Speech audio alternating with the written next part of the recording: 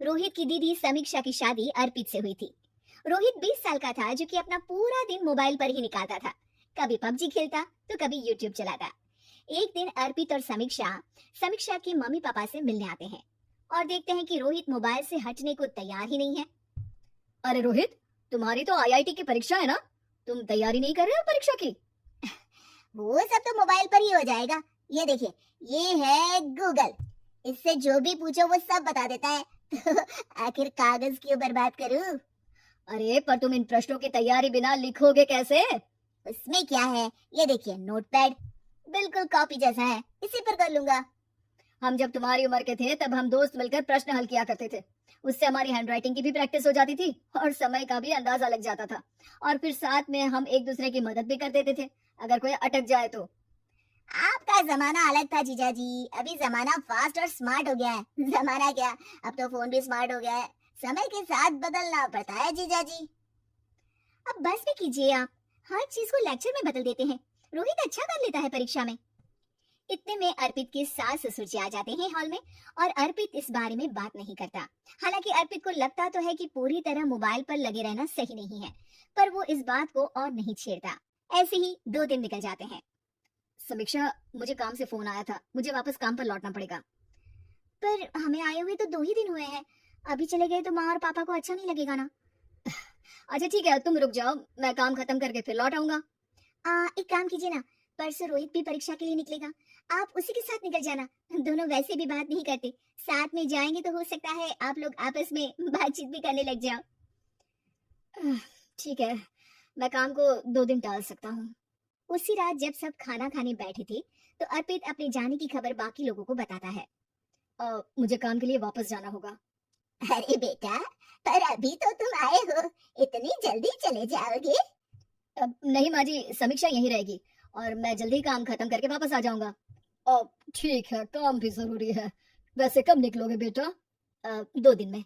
मैंने सुना है कि उस दिन रोहित को भी परीक्षा के लिए जाना है, तो कल मैं दोनों की टिकट करा लेता हूँ बुक। मेरी टिकट रहने दीजिए जीजा जी, मैं तो फोन से ही करवा लूंगा। हाँ, पर कोई दिक्कत हो गई तो? अरे कोई दिक्कत नहीं होती जीजा जी, फोन सब कर सकता है। हमारे फोन के रिचार्ज से लेकर टीवी का रिचार्ज सब रोहित यही फोन से बैठे बैठे कर देता है। अब ये नई चीज तो हमारे समझ के परे है, पर अच्छा है कि रोहित जानता है। हमारी मेहनत इतनी कम हो गई भाई।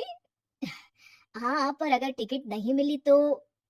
अर्पित की बात पूरी होने से पहले ही बिजली चली जाती है। अरे ये क्या हो गया, आपने बिजली का बिल भर तो दिया था ना? अरे नहीं, मैं तो भूल गया था। अरे टेंशन मत लो माँ। देखा जीजा जी, आप बिजली का बिल भी भर सकते हो, समय बदल गया है। एक बार फिर अर्पित इस बात पर बहस नहीं करता। अगले दिन जाकर अपनी टिकट करवाता है और पैकिंग कर रहा होता है जब शाम को अचानक से रोहित के चिल्लाने की आवाज आती है। नहीं, प्लीज प्लीज हो जा, ऐसा मत कर यार, प्लीज हो जा। अरे क्या हो गया रोहित? दीदी, सर्वर हैंग हो गया, मेरी टिकट नहीं हो पाई दीदी। क्या मतलब टिकट नहीं हो पाई? इतने में वहां रोहित की मम्मी और पापा भी आ जाते हैं। अरे क्या हो गया? माँ, मेरा टिकट नहीं हो पाया, सर्वर डाउन हो गया। अरे पर तूने तो बोला था कि हो जाएगा। हो जाता है, पर अब क्या करूँ, ये क्या हो गया? अब कल की तो कोई बस भी नहीं है, ना ही अब टिकट मिलेगी ट्रेन की कल के लिए। मुझे तो कोई रास्ता नहीं दिख रहा। अब फिर लगता है मेरा ये साल बर्बाद हो जाएगा। घर पर एकदम से दुख का माहौल छा जाता है और सब रोहित को डांटते हैं, पर इतने में अर्पित वहां आ जाता है। आप सब रोहित को क्यों डांट रहे हैं? आपने ही तो उसे बढ़ावा दिया था ना। लेकिन इसकी लापरवाही के कारण इसकी परीक्षा छूट जाएगी। इसने तो हमसे कहा था कि टिकट हो जाएंगे। हे भगवान, अब क्या होगा? चिंता करने की कोई बात नहीं है, मैंने एक एक्स्ट्रा टिकट करवा ली थी। मैं समझता हूँ कि मोबाइल हमारा ही काम आसान करने के लिए है, पर उस पर ही पूरी तरह से निर्भर होना तो गलत बात है ना। रोहित टिकट को देखकर बहुत खुश हो जाता है और जोर से जाकर अपने जीजाजी के गले लग जाता है। सॉरी जीजाजी, मुझे आपकी बात ध्यान से सुननी चाहिए थी, पर थैंक यू सो मच। हाँ बेटा, तुमने तो इसका भविष्य बचा लिया। शिक्षा, दूसरों से मदद मांगना गलत नहीं, पर दूसरों पर निर्भर हो जाना गलत है।